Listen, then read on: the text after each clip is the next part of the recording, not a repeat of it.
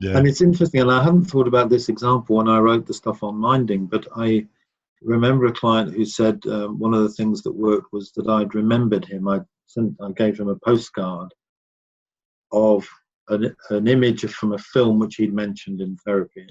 For some long story, but I had the occasion to write him a postcard.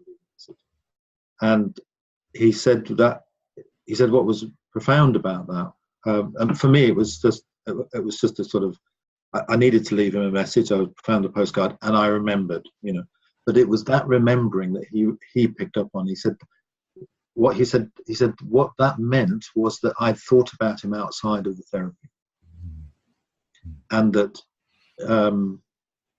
that was what mattered, that I had held him in mind, if you like. Yeah.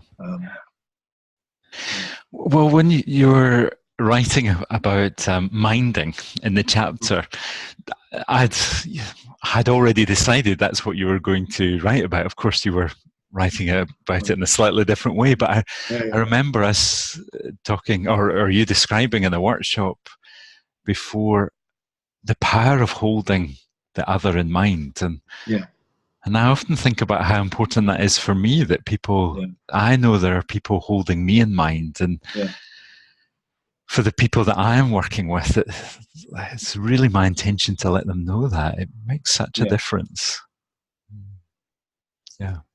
Yeah, and that can be it can be very subtle. It doesn't have to be heavy-handed. It could be, one client I'm working with, it's just exchanged a whole series of text messages about, because we've found it hard to make a time, and we're going backwards and forwards, and it'll be interesting when we meet, to talk about that. And I suspect that one of the things that will be important is that I've sort of just kept there, just kept responding and been reasonably relaxed about, cancellations and so on. We'll get there. Yeah. Well, I think it can be so easy when we're vulnerable to imagine that the person who's caring for us only wants us for the time that we're in contact, and the rest of the time we're out of their head and out of their organism. And I think as carers of lots of different descriptions, psychotherapists, social workers, coaches, supervisors, often we live with the people we work with in our organism. Absolutely. Yeah.